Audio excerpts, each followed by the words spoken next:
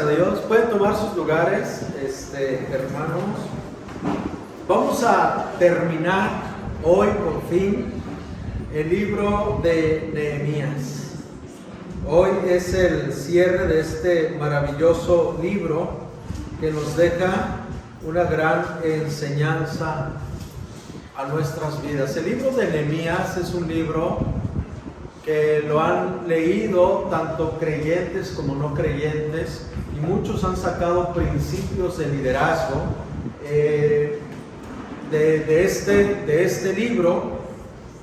De verdad que es un libro bastante impactante, ¿no? De cómo un hombre logró hacer tantas cosas en tan corto tiempo, y cuán importante es analizar cada parte de lo que Nehemías hizo y cómo se ve el obrar de Dios en la tarea que Nehemías realizó. Muy bien, vamos a meditar en estos últimos versículos del capítulo 13, que tiene muy marcada ahí sus secciones. Algunas Biblias titulan la reforma final de Nehemías.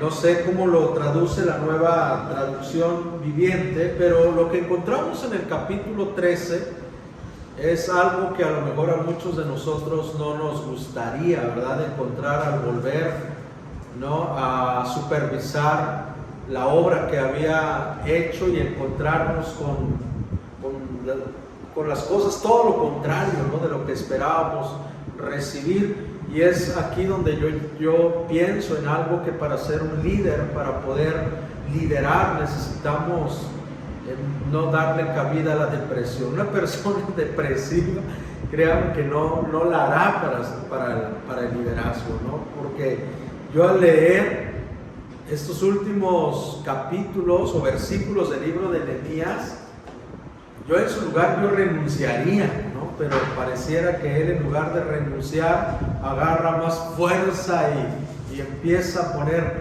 orden en medio del desorden. Es por eso que el título de esta enseñanza es precisamente la importancia de contar con un buen líder. Lo leemos juntos, por favor.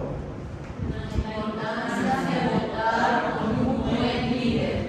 Efectivamente, la importancia de contar con un buen líder, ¿no? Porque hay de líderes a líderes, hay líderes buenos, también los hay malos, ¿no? Entonces necesitamos tener un buen líder, alguien que sepa liderar, ¿no?, con justicia.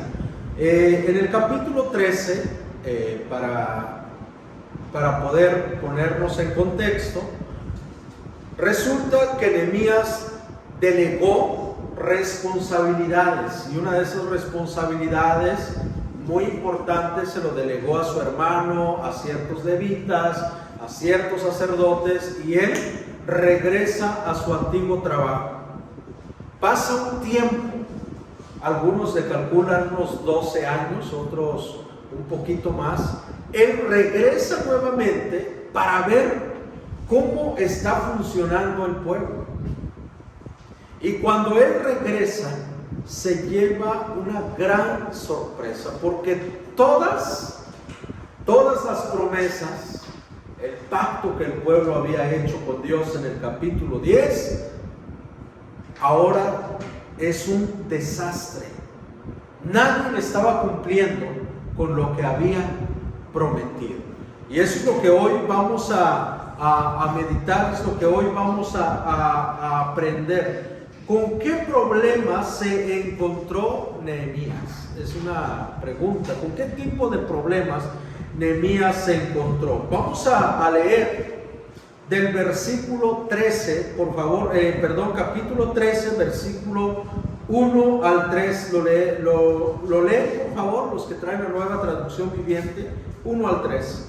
Ese mismo día, mientras se leía al pueblo el libro de Moisés, se encontró el pasaje que dice que jamás se debe admitir a una monita o a una moabita en la asamblea de Dios, porque ellos se habían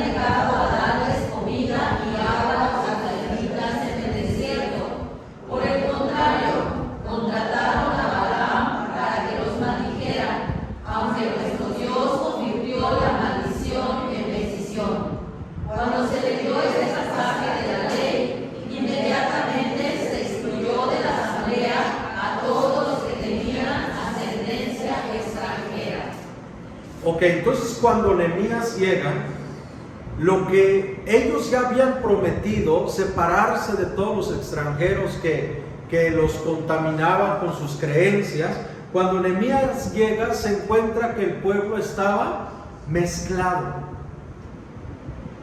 No habían obedecido a lo que le habían prometido al Señor, se habían mezclado con extranjeros.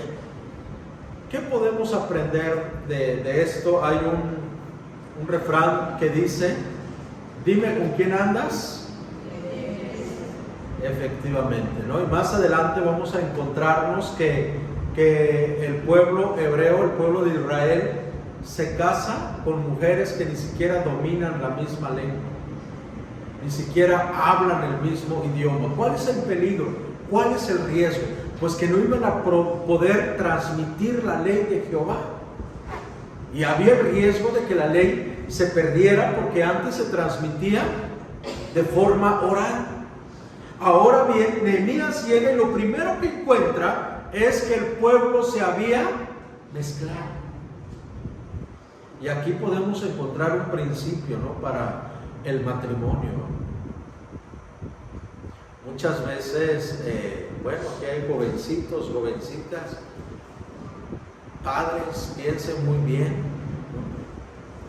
¿no?, con quién se van a casar, con quién se van a hacer familia. A lo mejor dirán: no, pues es que falta mucho. No, eso de mucho, el tiempo pasa rápido. En un abrir y cerrar de ojos ya se habla del matrimonio en la mesa, ¿no? Creo que me voy a casar, ¿no? Entonces va a depender mucho con quién te cases. Tienes que pedirle mucha sabiduría al Señor. Sé que esto no es un tema de matrimonio, pero hoy me han tocado ver muchos matrimonios que son desechables, que es para un momento, para un rato. Y también hay matrimonios que son de barro, ¿no?, de cristal, frágiles. Y hay matrimonios que son de hierro. Y ustedes tienen que elegir qué clase de matrimonio quieren formar: desechable, frágil, de vidrio, de barro o de hierro. Entonces aquí el pueblo se mezcla, y Nehemías llega y ve toda una mezcla en el pueblo y se enoja. Y dice: se tienen que separar, se tienen que purificar. ¿Y qué creen? Pues el pueblo no lo hace completamente. Aparentemente se separa, pero no es cierto. Entonces el primer choque que Nehemías se encuentra al regresar a Jerusalén es que el pueblo de Dios se había mezclado con extranjeros. Y luego también vemos que del versículo 4 al 9, lo voy a leer, dice: antes de esto, el sacerdote Eliasib, encargado de los almacenes del templo de nuestro Dios, había emparentado con Tobías y le había acondicionado una habitación grande. Allí se almacenaban las ofrendas, el incienso, los utensilios, los diezmos del trigo, vino y aceite correspondiente a los levitas, cantores y porteros, y las contribuciones para los sacerdotes. Para ese entonces yo no estaba en Jerusalén, porque en el año 32 de Artajerjes, rey de Babilonia, había ido a ver al rey. Después de algún tiempo, con permiso del rey, regresé a Jerusalén y me enteré de la infracción cometida por Eliasab al proporcionarle a Tobías una habitación en los atrios del templo de Dios. Esto me disgustó tanto que hice sacar de la habitación todos los cachivaches de Tobías. Luego ordené que purificaran las habitaciones y volvieran a colocar allí los utensilios sagrados del templo de Dios, las ofrendas y el incienso. Fíjense, Nehemías cuando regresa se encuentra con un montón de problemas. La primera es que el pueblo se había contaminado, se había mezclado. Lo segundo que Nehemías encuentra es que habían profanado el templo de Dios, permitiendo que un moabita viviera felizmente dentro del templo, cuando la ley decía que ningún moabita podía entrar en el templo del Señor. ¿Ustedes se acuerdan de que Nehemías quisieron esconder a Nehemías en el templo? Entró Nehemías en el templo. Él ni siquiera se sentía digno, siendo del pueblo de Israel, no se sentía digno en entrar en el templo. Ahora que ni es del pueblo, enemigo de Dios, y fue el que se opuso a la construcción, ahora felizmente vive en los atrios del templo, ¿no? ¿Y quién le había dado permiso? ¿Quién le acondicionó el espacio para que él viviera? Y así, cuando Nehemías le había delegado esa responsabilidad que cuidara muy bien el templo del Señor. Pero ahora la culpa solo es de Eliasib. ¿De quién es?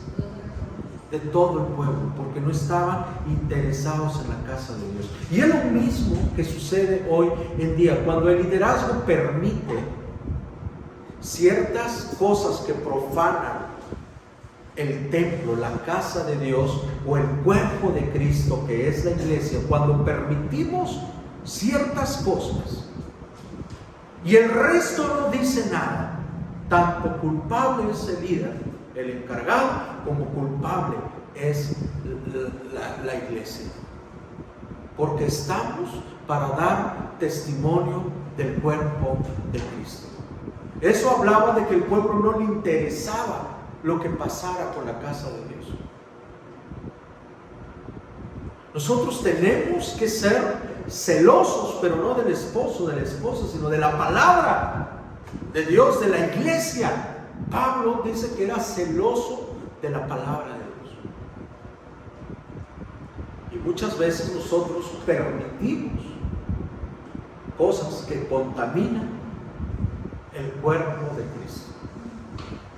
Tenemos que aprender entonces a corregir estas anomalías que luego se vuelve cáncer. Una iglesia en la 1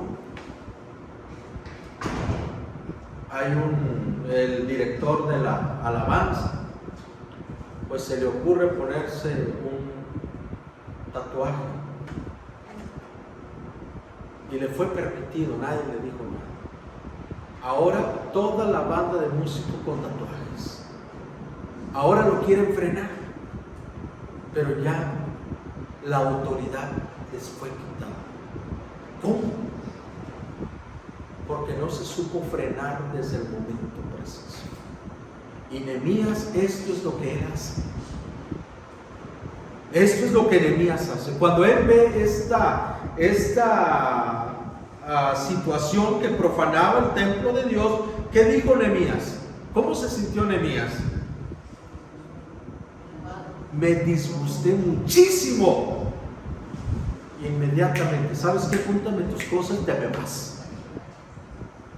Aquí no es para que vivas. ¿Quién tendría ese carácter, esa autoridad de hacer semejante cosa? No, nosotros preferimos muchas veces que hablen mal de la iglesia, de Cristo, de nuestra propia iglesia, que confrontar, que corregir. No queremos problemas. No queremos tener algún disgusto con la persona, cómo lo vaya a tomar. Y preferimos muchas veces que hablen de Cristo, que corregir aquellas cosas que están mal, según la palabra de Dios. Y Nehemías, vemos aquí que él Él no está buscando agradar a la gente. Él no estaba buscando caerle bien al pueblo. Lo único que yo veo en Nehemías es que él buscaba cómo agradar a Dios.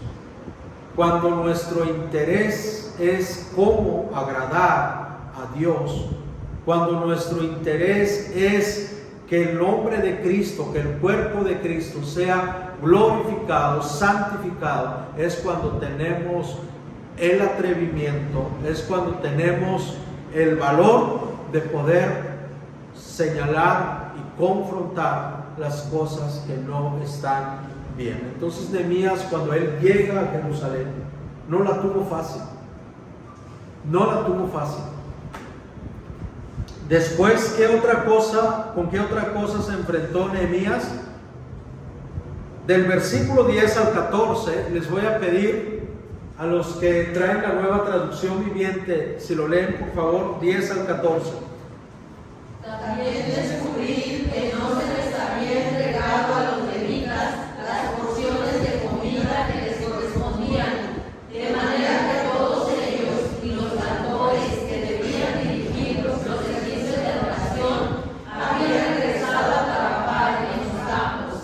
Inmediatamente enfrenté a los dirigentes y les pregunté: ¿por qué ha sido descuidado el templo de Dios? Luego pedí a todos los levitas que regresaran y los reintegré para que cumplieran con sus obligaciones. Entonces, una vez más, todo el pueblo de Judá comenzó a llevar sus diezmos de grano, de vino nuevo y de aceite de oliva a los depósitos del templo. Como supervisores de los depósitos, asigné a sacerdotes Jeremías, al escriba Sadoc y a Benaías, uno de los levitas. Como ayudante de ellos nombré a Anán, hijo de Zacún y nieto de Matanías.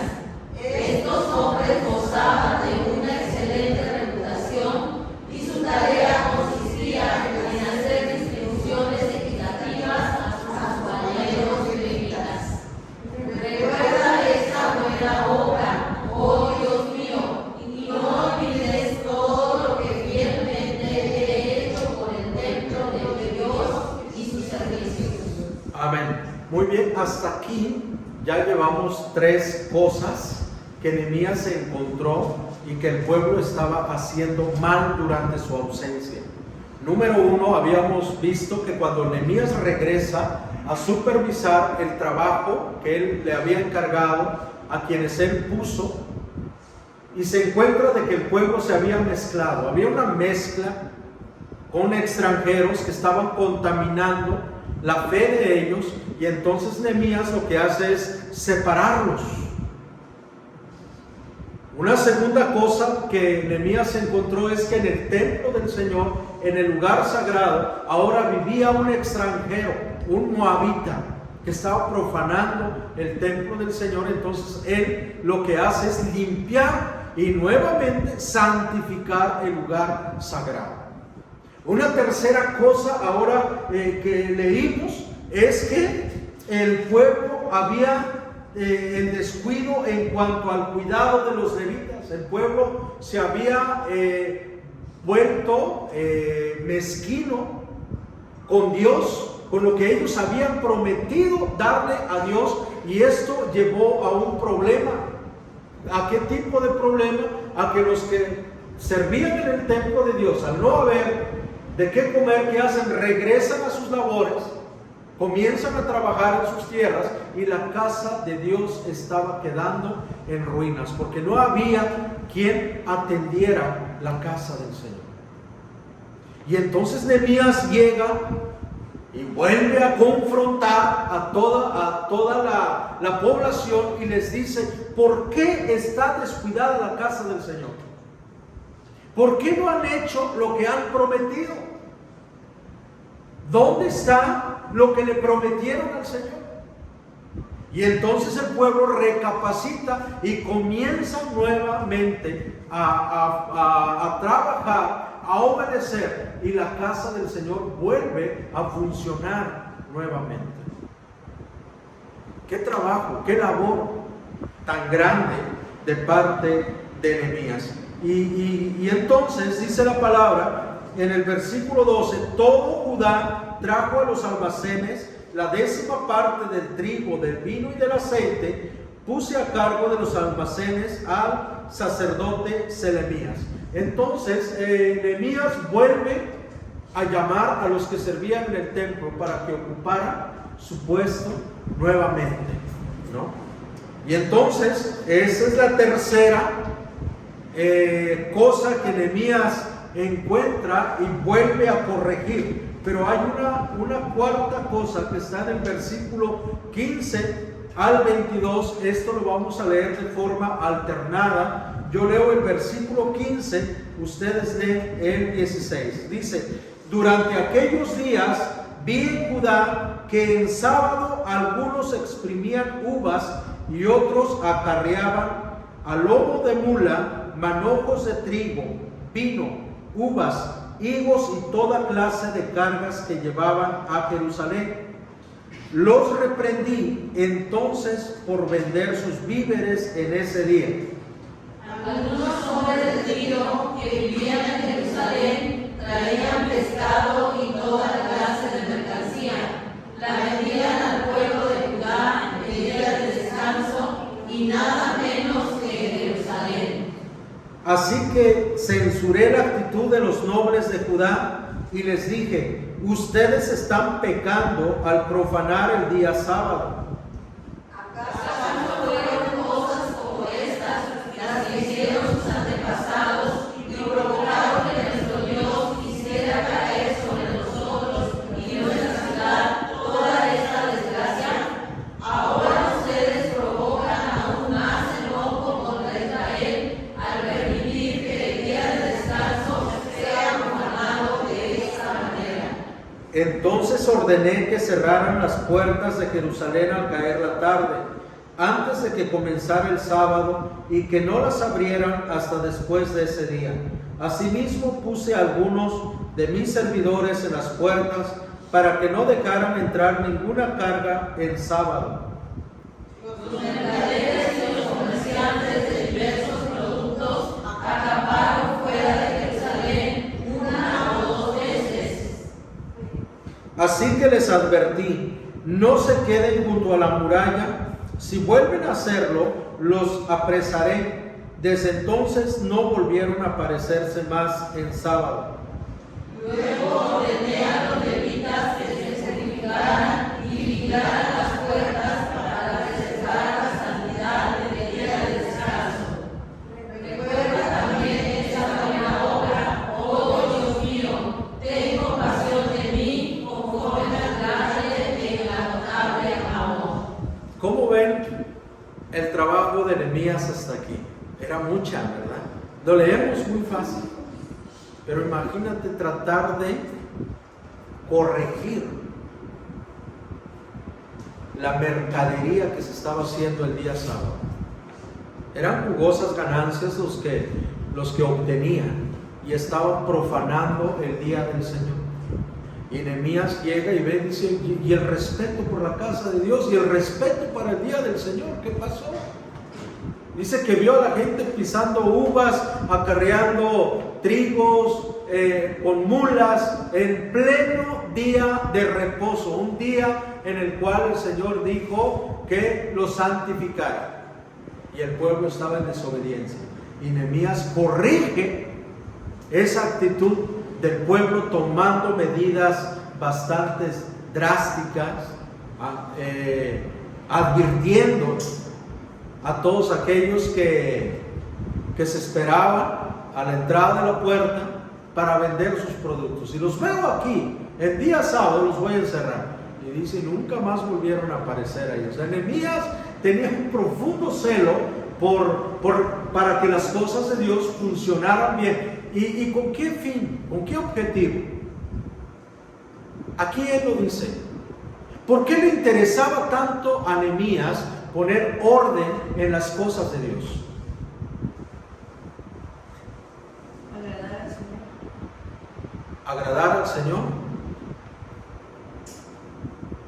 Para que no se volviera a enojar y lo volviera porque amaba al pueblo.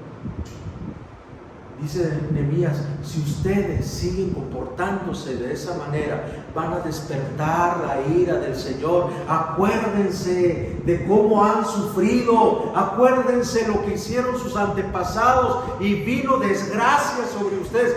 ¿Quieren desgracia?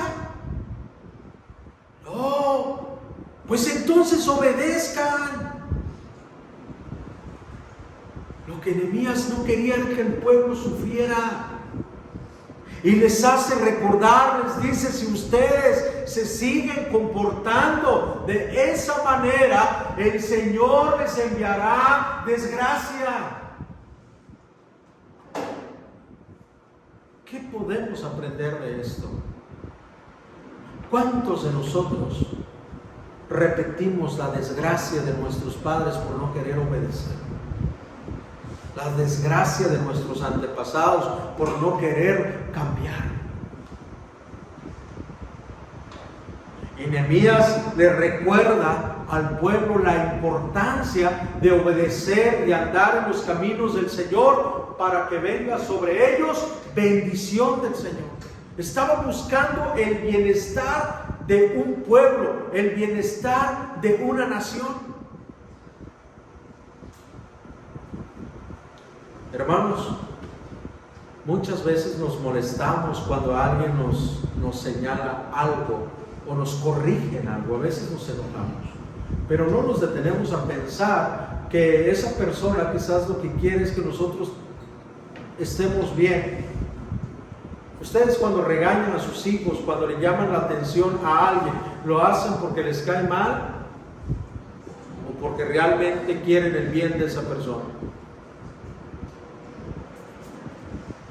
Yo creo que un padre cuando corrige a su hijo es por su bien, porque quiere el bien para el hijo.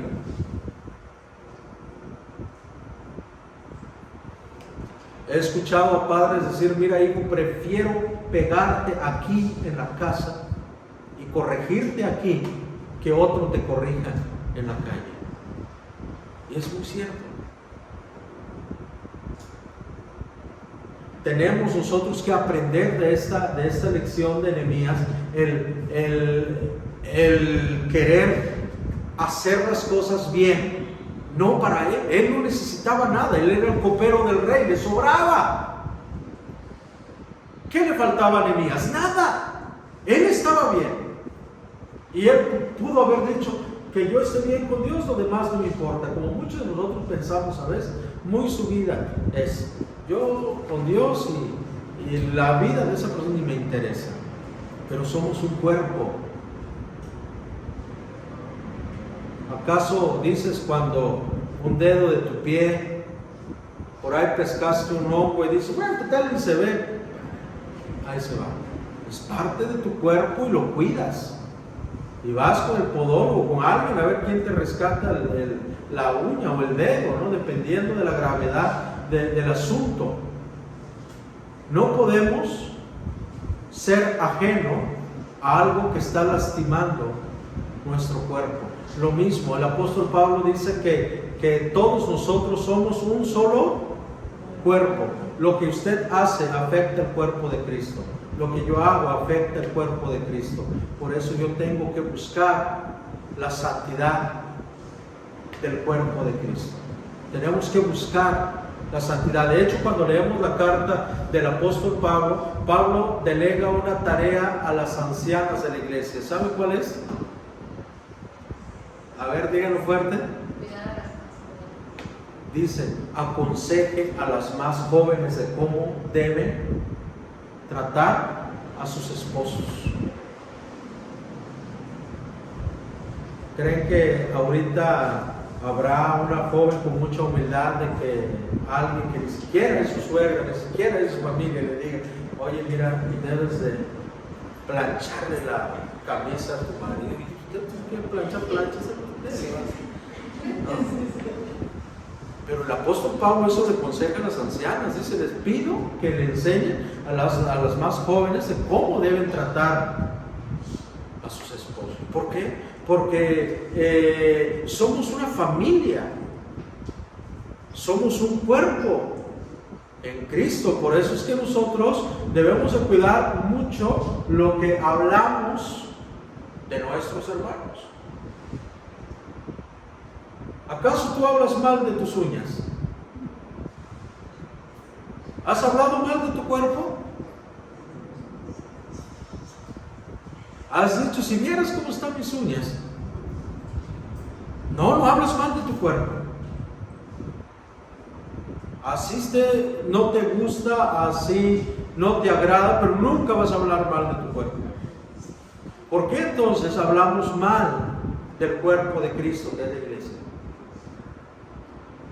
¿Qué tenemos que hacer? La palabra dice, motívense unos a otros, anímense unos a otros. A eso nos llama la palabra, animarnos. Aquella persona que es que la iglesia es una familia, como en una familia, cuando hay varios miembros, uno trabaja más, uno trabaja menos, uno da más, otro da menos, así es la familia. La iglesia también. Unos van más adelante, otros más atrás, pero el que viene atrás, pues hay que animarlo, hay que motivarlo, no hay que desanimarlo. Todos nosotros necesitamos palabras de afirmación. En la familia, en la iglesia, muy pocas veces damos una palabra de afirmación a alguien de la iglesia.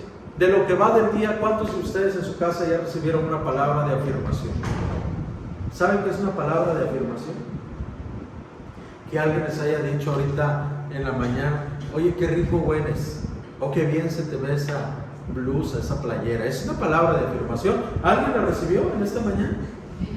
Sí, muy bien, miren, qué bueno que recibieron ya esa palabra de afirmación. Regularmente recibimos más crítica, más cosas negativas que cosas positivas. Y lo mismo sucede con la iglesia. Cuando alguien que a lo mejor muy poco participa, de repente participó, pues hay que animarlo. Oye, qué bien lo hiciste, qué bien que te salió. Me alegra mucho que hayas participado en esto. Esas son palabras que motivan a la persona a seguir participando, a seguir adelante. Entonces llevamos aquí, al menos Nehemías, cuando él llega, se topó con 4 cosas que el pueblo estaba haciendo contrario a lo que la palabra señalaba. Número 1, se habían mezclado con extranjeros y él corrige esto. Después, la profanación del templo. Había un enemigo del pueblo gozando y viviendo y comiendo la comida que le correspondía a los levitas y a los sacerdotes. Entonces, por eso es que Nehemías se disgusta mucho. Dice, ¿y este tipo qué hace aquí adentro? ¿Por qué anda gozando lo que a otros les corresponde? Mira dónde vive. Para empezar, ni siquiera es del pueblo, ¿no? Y corrige esa anomalía. Y también vemos que Nehemías corrige el descuido en cuanto a los que servían en la casa del Señor. Ya no los estaban apoyando. Y después también corrige la irreverencia del día del Señor, lo que acabamos de leer, y puso medidas para que la gente no pecara en el día del Señor. Eso es lo que Nehemías estaba haciendo. Decía, no provoquemos la ira del Señor, para que en lugar de que venga a nosotros desgracia, venga bendición. Fíjense que Salomón escribió, hablando tocante al tema de las elecciones, dice que el pueblo tiene al rey. ¿Sí se sabe en ese texto? Que el pueblo tiene el rey que merece.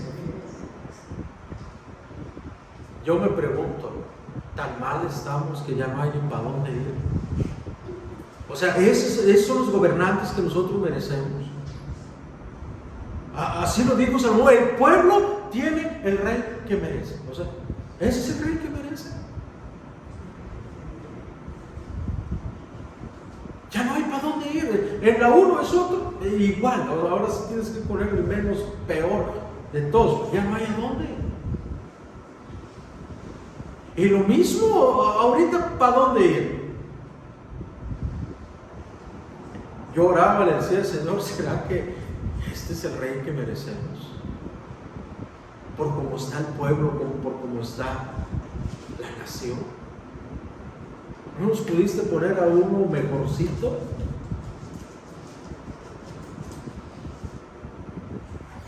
Y eso es lo que vemos aquí en Nehemías.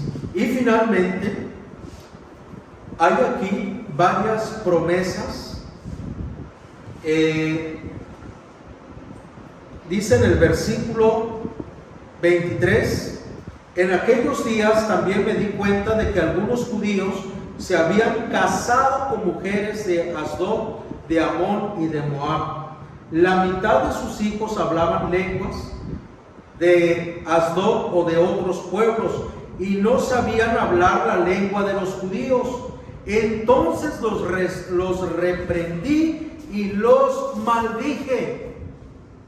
Algunos de ellos los golpeé y hasta les arranqué los pelos y los obligué a jurar por Dios.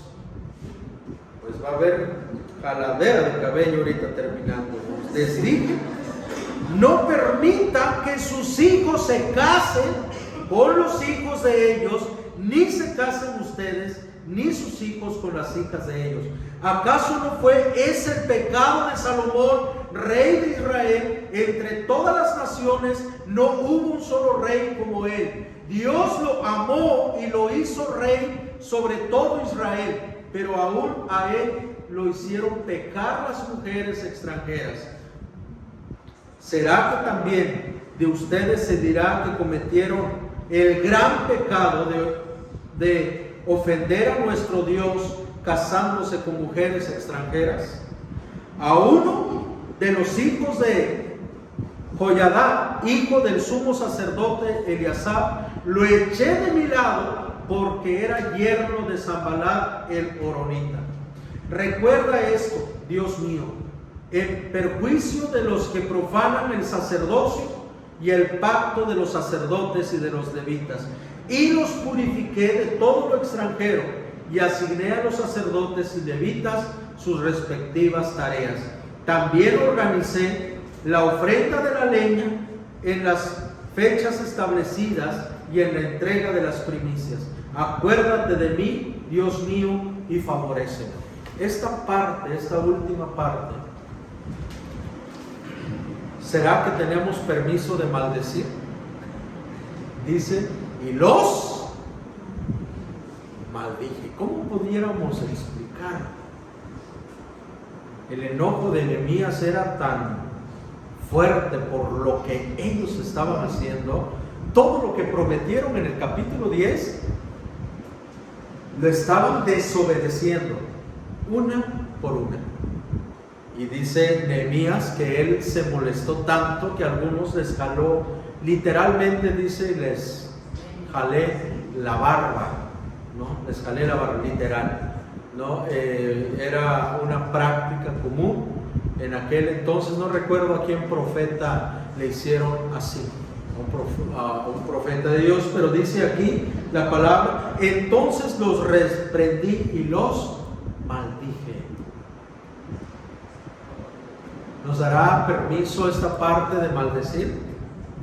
Algunos hasta ya sonrieron. Ahora sí lo puedo decir con todo lo que hay en mi corazón, ¿no? Nada más para aclarar este punto. Recuerdan ustedes que en Deuteronomio está la bendición de la obediencia y la maldición de la desobediencia. Pues hace referencia a eso. Cuando Dios dijo: cuando ustedes se desvíen de mis leyes, maldito será el fruto de su trabajo. Maldito, y empieza el Señor a decir que todo cuando ellos iban a hacer, iba a ser maldito. Entonces Nehemías hace referencia a esa maldición, porque a ellos, al desobedecer los caminos del Señor, estaban acarreando maldición sobre ellos, y Él se los recuerda. Y finalmente vamos a terminar con una gráfica o con una tabla que está aquí para recordar promesas incumplidas. El pacto violado, ¿no? El matrimonio en Nehemías 10:30, ¿se acuerdan que el pueblo dijo: no vamos a dar a nuestros hijos en casamiento con extranjeros, ni nuestras hijas se casarán con varones extranjeros? Y vemos en Nehemías 13:23 que hasta los líderes, hasta los que estaban al frente, tenían parentesco por medio del casamiento con pueblos paganos que ni siquiera hablaban con la misma lengua. ¿Por qué a Nehemías le preocupaba mucho de que el pueblo se mezclara con personas que no hablaran el idioma judío? Porque se iba a perder la transmisión de las leyes del Señor. Imagínate que todos hablaran inglés, ¿no? Portugués, francés, no sé qué, y que predicáramos en español, pues nadie iba a entender. Se iba en algún momento a perder la ley del Señor, se iba a perder las enseñanzas del Señor. Y también el pueblo dijo que no iba a trabajar el día sábado. Eso lo dijeron en Nehemías capítulo 10, versículo 31, cuando se juntaron y dijeron: Señor, por favor, mira, vamos a guardar el día de reposo. Pero vemos en Nehemías capítulo 13, 15, que el pueblo trabajaba gustosamente, haciendo negocios, mercaderías, en pleno día de reposo. Y después vemos también que el pueblo se comprometió a contribuir. De ellos nació, dijeron: vamos a pagar nuestro rescate, vamos a dar la 10ª parte de nuestros frutos, de nuestros granos, y también dijeron: vamos a dar el primer animal que nace de nuestro ganado, de todo tipo, lo vamos a presentar al Señor. Y se comprometieron a dar un sinfín de ofrendas. Y llegamos en Nehemías capítulo 13, 9 al 11, una queja de Nehemías era: ¿y por qué no hay comida en la casa del Señor? ¿Por qué los que trabajaban en la casa del Señor ahora tienen que ir al campo a trabajar? Y después también se acuerdan que en el 10:34 el pueblo se comprometió y se organizaron y dijeron: una familia va a llevar leña para tal fecha, otra familia para tal fecha.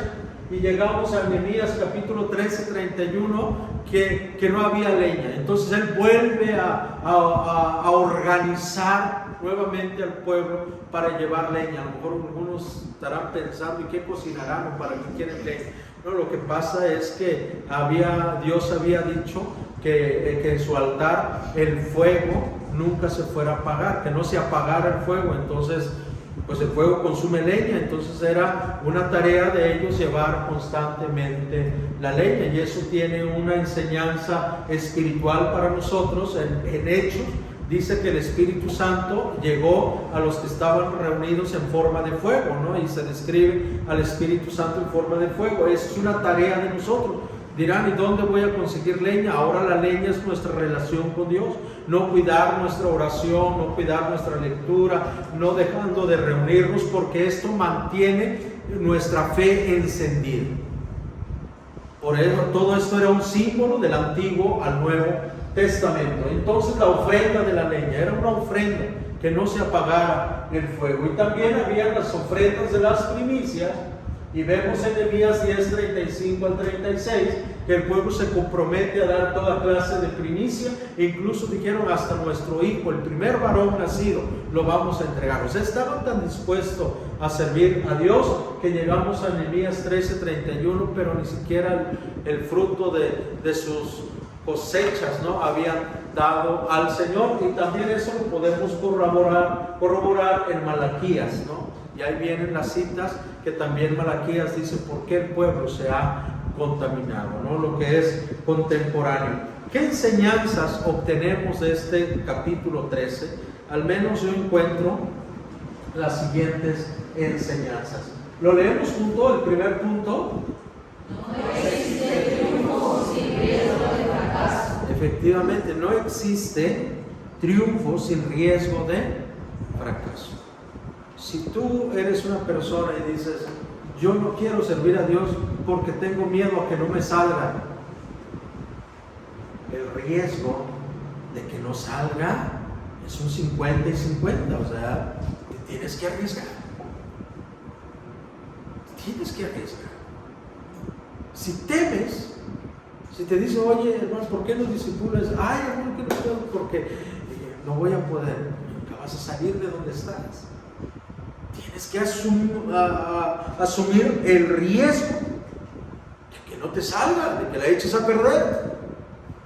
Es parte de. Cuando Nehemías se propuso construir las murallas, él iba decidido a hacerlo, pero también estaba consciente de que no se fuera a lograr. Una segunda cosa, los errores se reparan. Pareciera, ¿no? Cuando Nehemías en el capítulo 10 dejó todo en orden y se fue contento, dijo, hizo un gran trabajo, pero cuando regresa ve todo lo contrario, se desanimó, empezó a poner orden nuevamente. Si ya se pudo hacer antes, pues se puede hacer ahora también. Y no importa si como iglesia hemos tenido errores, fracasos, dolores, si en tu familia has tenido errores, si en tu matrimonio has tenido fracasos, dolores, errores, todo se puede corregir. Porque recordemos la historia de Jeremías, que somos barro en mano del alfarero. ¿Sí se acuerdan de eso? Y eso nunca se me va a olvidar. Que yo soy barro en la mano del Señor. Que si de repente yo me desvío, ando mal, Él puede deshacerme y volver a hacerme una nueva vasija. Y eso es lo que Él puede hacer con cada uno de nosotros. Los errores se reparan, lo que vemos aquí en Nehemías. Y qué triste para Nehemías, porque ¿a quién puso como gobernador en su lugar cuando él se fue? ¿Se acuerdan? ¿A quién dejó? A su hermano. A su propio hermano. Dice, ¿tú te vas a quedar? Sí, yo me quedo. Y puso a gente, y ahí decía que eran gente muy calificada, que tenían buen testimonio. Y no lo dudo. ¿Saben qué pasó? Se corrompieron. Eso es lo que pasa. Mucha gente empieza bien, pero se corrompe. Su corazón se corrompe. Cuando nuestro corazón se corrompe, es cuando viene la desgracia. Y eso es lo que pasó con ellos. El que quedó en el lugar de Nehemías era su propio hermano, y dijo, y era temeroso de Dios y lo calificaba muy bien. Pero al pasar del tiempo, su corazón se corrompió, como el de Saúl. Saúl, cuando ascendió al reinado, su corazón no estaba corrompido, pero el poder, la fama, lo corrompió. Y estamos en el punto 3, la importancia de conocer a quién delegar. A quién delegar. Es muy importante saber eso. No hay recompensa sin trabajo arduo. Agradar a Dios antes que a los hombres. Esto era el lema de Nehemías, era agradar a Dios antes que a los hombres. No hay oportunidad sin crítica. Siempre, cuando tú vas a estar al frente de algo, siempre va a haber un sector que te va a criticar, que va a dudar de tu capacidad. Y si tú no estás dispuesto a ser criticado, entonces quédate ahí, ahí estás bien. Pero si quieres salir adelante y triunfar, tienes que estar dispuesto a las críticas, porque viene incluido en el paquete. Viene incluido en el paquete. Todo aplica para todo. No hay verdadero liderazgo sin confianza en Dios. Hablando en la palabra, ¿no? de Dios, sabiendo, si tu confianza está en Dios, entonces lo que vas a hacer será siempre lo correcto. Vamos a poner de pie y agradecer a Dios la oportunidad que Él nos da de poder concluir con este libro. Vamos a orar. Señor y Padre, te agradecemos, Señor, porque hemos aprendido en el recorrer de estos capítulos momentos de victoria, de tensión, de duda, de luchas, de pruebas, y cómo tú usaste poderosamente a un hombre llamado Nehemías. Todo el armamento que usó estaba en su cabeza. Señor mi Dios, creo que todos nosotros necesitamos ideas, propuestas. Llena nuestra mente de herramientas que nos ayuden a conquistar nuestras metas de manera personal, familiar y eclesiástica. Danos la sabiduría, Señor. Llena nuestra mente de tanta habilidad, cordura y conocimiento como lo llenaste a Nehemías. En Cristo Jesús. Amén y amén.